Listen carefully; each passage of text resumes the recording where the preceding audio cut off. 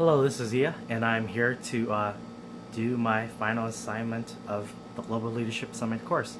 On top of that, I'm also here to present as well. So, straight to the point, so what? I was unable to attend the Global Leadership Summit due to my work schedule. Uh, However, thankfully, I was able to get access to the previous Global Leadership Summit back in 2017. I was unable to watch any videos, but I did get access to as MP3 file, and I was able to listen to all of the leaders that spoke that year, or presenters that spoke that year at the Leadership Summit. Now that that's all done with and out of the way, and I've gotten all the other assignments in this course and from another course done with, what can I do with this material? How will the material impact my life and leadership in a personal way, professionally, organizationally, and spiritually? I have to say that personally, it's allowed me to expand my lens, even though I already have a set. It's also it's made me reflect on myself as a lot, and I've learned how to segregate myself more as a person and as a leader, because I've always felt that for me, about like my past experiences, I kind of like to look at this as a job in a way, because as a leader, your job is to lead, and your job is to I guess you could say do the right thing. And segregating a person and a leader, I have to say that in order for a leader to be a great leader, they have to work on themselves as a person first before they can work on themselves as a leader, because it's like a job.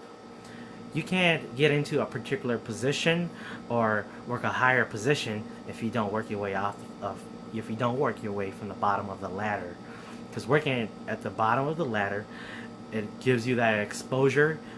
You become a diverse person, a person with diverse skills. You become well-rounded, and you're basically exposed to as many things as much as possible. And that's basically you building up your resume. When you can build up that resume, you and you apply for the position, then you could easily get into it. So my point is, if you could work on yourself as a person and have that transition into you becoming a leader, it would be very beneficial, not only for you, but for those within your circle, those in your surrounding. Just like how I was able to segregate a leader from a person in the personal category, I was able to do this in the professional category, separating the personal life from the professional life. Often when the personal life clashes head to head with the professional life, things tend not to go very well, because when someone brings their personal life to work, and we've all dealt with this a lot before, and I think most of us probably we still deal with it every day to this day.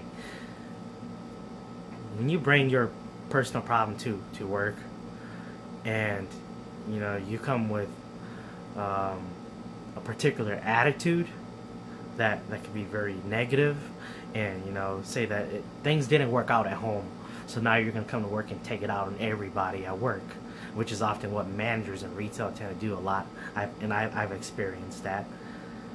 That throws everybody off the game. Now everyone's not working as professionals. They're like angry people working. And the atmosphere that was once positive is now just completely negative, and everyone's just completely unhappy. So this is what happens when your personal life comes into your professional life. So there's a time, we could live the professional life and the personal life together at the same time, but they have their own scenarios, and we cannot put them together in one scenario. So my point is, you could live both. They just can't be in the same scenario. There's a time for it to happen, yeah, but there, you can't. It's not something that will work. So, whatever it is that you could deal personally, do not deal with it in a professional standpoint. When you're dealing with it professionally, you really have to consider the opinion of others. It's not about you. It's about others as well. Because a person, does things pretty much alone. But a professional, uh, it's like you have to consider the opinion of others. You have to learn how to value others. So that's my take that I think I got out of the professional standpoint. I don't think it was until this course and another course that I was taking where I finally realized how important um, the organizational standpoint was. Like, I've always loved being a part of an organization and doing things in an organization. But until this course, I didn't know how important it was to follow the mission, the values, the goals, and having a vision. Like, I knew that those were always there. But then the worst part for me to find out was where I work at. They have all of these mission, values, um, goals, and vision, and they can't even they don't even demonstrate it. Like, there's a lot of talk about it, but no one's walking the walk. Everyone's just doing the talk. It's like only sympathizing and not empathizing the situations. So that was what I got out of the organization standpoint. So you gotta make sure that I just learned that you gotta make sure to follow that these goals, values, mission, and vision are actually intact and are actually demonstrating. Because when they're not demonstrating, then the organization just falls apart. Not everyone people don't get along, and it's just literally utter chaos. From the spiritual standpoint, I have to say that to me, it's all about faith, and this has impacted my faith in a way where not only do I need to have faith in myself, but I need to have faith in others as well.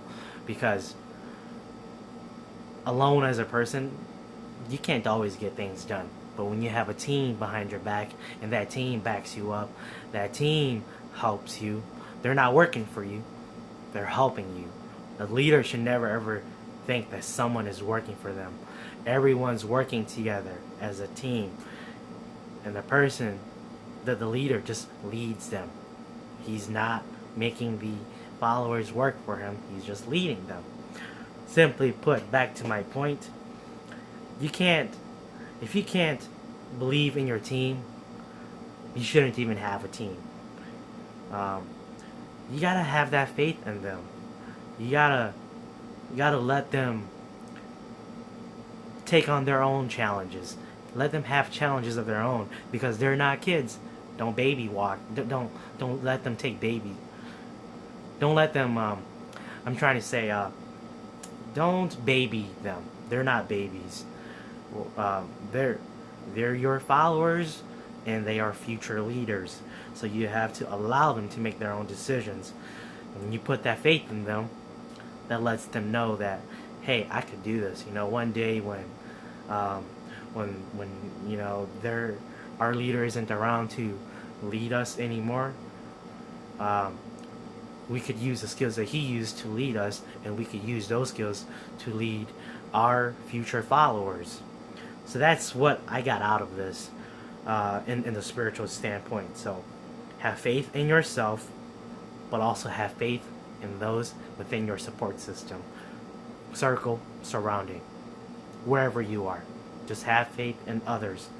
If you don't have faith in them, sometimes it's okay. Your faith will come around and it will grow. So yeah, that's that.